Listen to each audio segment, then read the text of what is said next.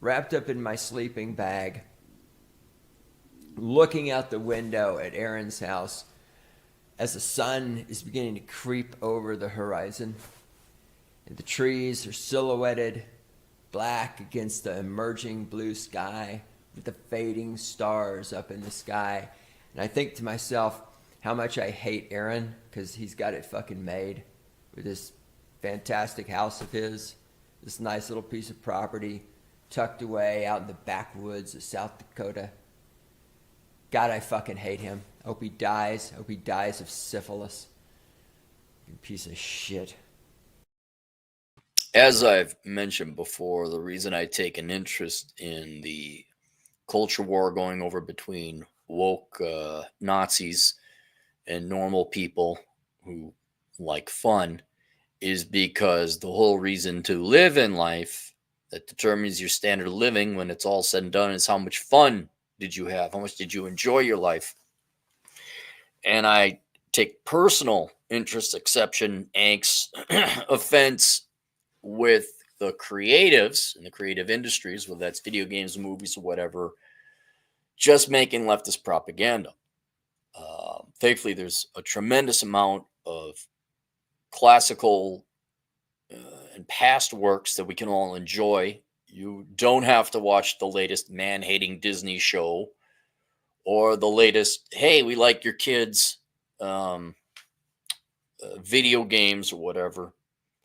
But it really made me not pessimistic or cynical, just accurate. Like, yeah, there's nothing on TV. There really isn't anything good on TV. There really isn't any new video games I want to play. Um, and so we all got to figure out something else to do. But man, I was not. I won't lie to you. The GF says, "Do you want to watch a movie?" And a friend of mine and I were talking about movies. Like, I just don't know. Especially if you gotta go to the theater. That's a 3 hour commitment. The movies at the end of the day, like this isn't worth $12 or my time. It really is the time. I find way more interesting things on YouTube. Like a new channel I found is Well I Never. It's it's like murders that happened in the 1800s back in Britain and the old United States. Very interesting. I'll take that before any movie, any Captain Marvel, anything. Anything you talentless, worthless fucking pieces of shit are coming out with now. I'd rather go for a walk. I really would rather go to church. And I ain't even Christian. So when the GFO, you want to watch a movie? It's like, no, I really don't. I that it's do you want to work? No, I don't want to work. Well, then a show came out called A Man on the Inside.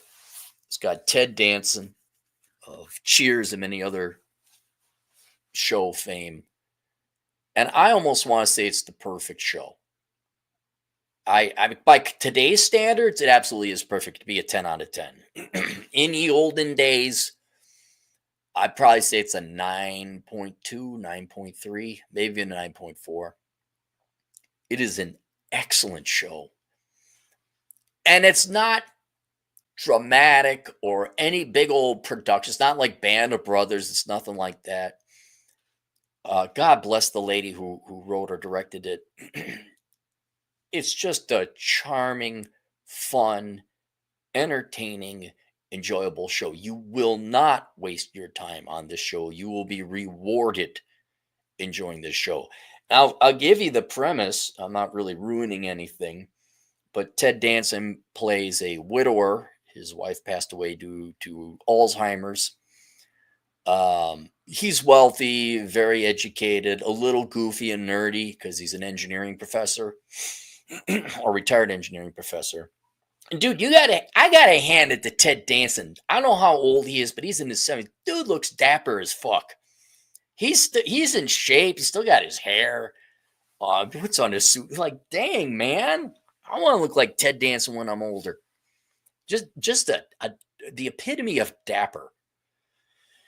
And so he his daughter is like, you need to go out and do something.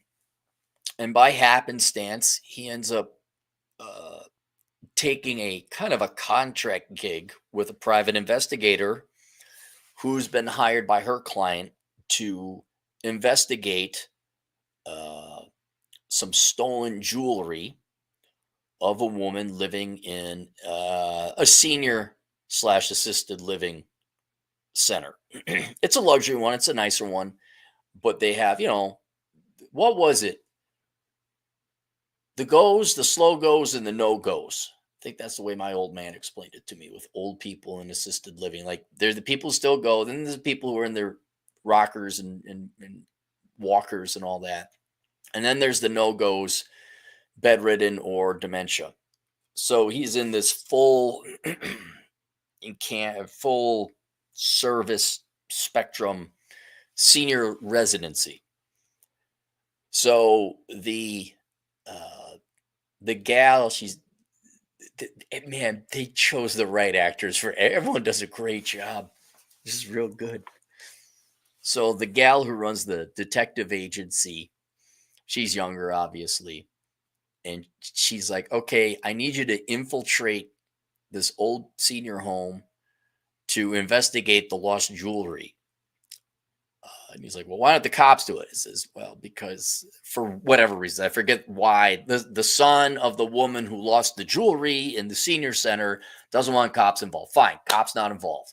So they got to send in Ted Danson to investigate and find who stole the jewelry." And he gets in there, and it's a whole bunch of different characters in the senior. I mean, everyone's colorful. It's great. And not only is and so he's kind of nerdy, but he's like, "Oh boy, I'm a spy," and he gets excited, and then he makes friends, and there's weirdo, crazy characters, and they're goofy and charming and endearing, and then there's some serious shit where people die. You're in the senior center, and they're gone. A lot of people miss their children. Their children don't visit, or they come visit, but then they got to go away again very quickly. And he starts to think about the value of his kids and his grandchildren. And the daughter doesn't know that he's a spy or that he moved into a senior center. And then the gal who's the detective agent, she acts like his daughter. and and Ted Danson's character, he's older, and it's not that he's old or not with it anymore. He's not, but he's just so excited as a kid again. She has to get him to focus on the mission to investigate the jewelry theft. And it's just charming and well done and funny and makes you think. And I'm like, did somebody come up with an original idea and actually put in the work to make a quality show? It does it. What I love it. It's original. It's a different idea. It's clever. This is what Hollywood used to do. Hey, there's a car. It's got a little red light that goes across it, and it has sentience, and it talks to Michael Knight. Okay, sign me up. And I'm not in necessarily the comedies or but God, was this good? It's good. It is good. I don't know if they're gonna have multiple seasons or they got eight episodes. I think I just finished episode 6. I don't know if they finish it in 8 episodes or they're gonna do a season 2 or whatever. I hope they don't stretch it out longer than it needs to be. But guys, if you want to enjoy what old school movies and television used to be, I recommend The Man on the Inside.